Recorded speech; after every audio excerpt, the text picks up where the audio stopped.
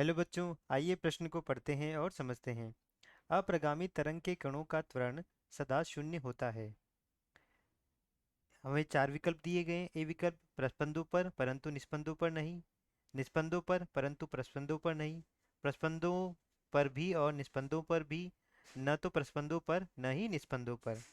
तो बच्चों, प्रश्न में हमें दिया गया है कि एक अप्रगामी तरंग है, उसका त्वरण जो है कहाँ शून्य होगा, वह हमें ज्ञात करना है इन चारों विकल्पों में से। प्रश्न को हल करने से पहले बच्चों हम प्रश्न की मुख्य अवधारणा के बारे में जान लेते हैं।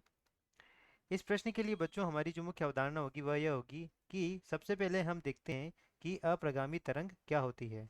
अप्रगामी तरंग, तो यहाँ पर यदि हम बच्चों देखें कि किसी बद्ध माध्यम में, किसी बद्ध माध्यम में दो प्रगामी तरंगे समान आयाम, समान गति, समान आवृत्ति के साथ,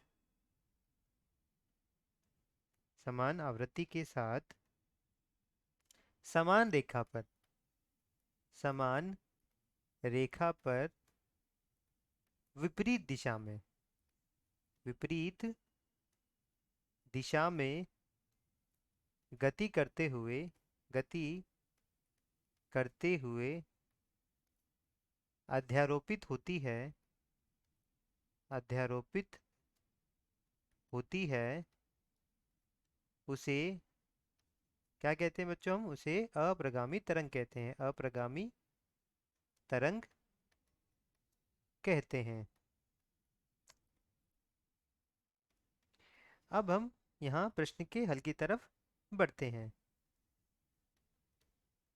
तो मान लेते हैं बच्चों, यह हमारा एक दो सिरों से बद्ध एक माध्यम है।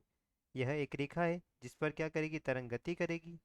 और यहाँ से यदि हम देखें तो यह तरंग कुछ इस प्रकार यहाँ से गति करते हुए इस सिरे पर टकराएगी। यहाँ से टकराने के पश्चात क्या होगा बच्चों? यह टकराने के बाद विपरीत दिशा में समान आयाम, समान आवृत्ति और समान गति के साथ विपरीत दिशा में क्या करेगी बच्चों? गति करेगी। तो यहाँ से हम देखें, यह P बिंदु है तथा यह क्या बिंदु है बच्चों? यह Q बिंदु है। तो यह जो तरंग है बच्चों P से Q तक जा रही है और वापस यह टकराने के बाद Q से यह P तक जा रही है। तो यहाँ पर यदि बच्चों हम देखें तो यह दोनों तरंगे क्या करेगी बच्चों? अध्यारोपण, यानी दोनों तरंगे मिलेगी।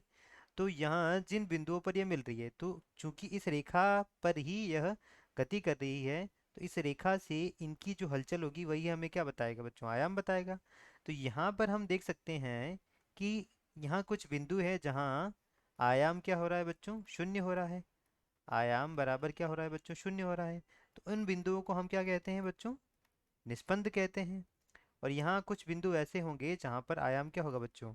अधिकतम होगा। तो उन्हें हम क्या कहेंगे बच्चों? उन्हें हम कहेंगे प्रस्पंद। जहाँ आयाम क्या होता है बच्चों? अधिकतम होता है। आयाम बराबर, आयाम क्या होगा बच्चों? अधिकतम होगा। इन्हें हम n से दर्शाते हैं जहाँ जहाँ निस्पंद होगा, और इन्हें क्या दर्शाते हैं बच्चों? इन्हें हम an से दर्शाते हैं। अब यहाँ यदि हम देखें तो जहाँ आयाम शून्य है वहाँ जो तरंग के कणों का जो त्वरण होगा, तरंग के कणों में हलचल नहीं होगी, कणों में हलचल नहीं होगी। हलचल नहीं होने की वजह से क्या होगा बच्चों? यहाँ पर क्या होगा? जो त्वरण जो होगा वह क्या होगा बच्चों? यहाँ शून्य होता है।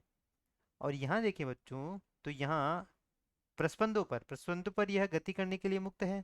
तो यहाँ क्या होगा बच्चों? तरंग के कणों में हलचल होगी, तरंग के कणों में हलचल होगी। तो यहाँ बच्चों प्रस्पंद पर यहाँ क्या होगा? त्वरण यहाँ शून्य नहीं होगा। तो यदि हम देखें निस्पंद पर शून्य तथा प्रस्पंदों पर शून्य नहीं होगा, तो यदि हम देखें यहाँ पर, तो हमारा कौन सा विकल्प सही हो जाएगा बच्चों? निस्पंद शून्य होगा, निस्पंदों पर शून्य होगा परंतु प्रस्पंदों पर शून्य नहीं होगा। तो कौन सा विकल्प सही हो गया हमारा बच्चों? विकल्प बी सही हो गया। तो उत्तर हमारा क्या है बच्चों? विकल्प बी हमारा उत्तर है। आशा करता हूँ आपको समझ आया होगा। धन्यवाद।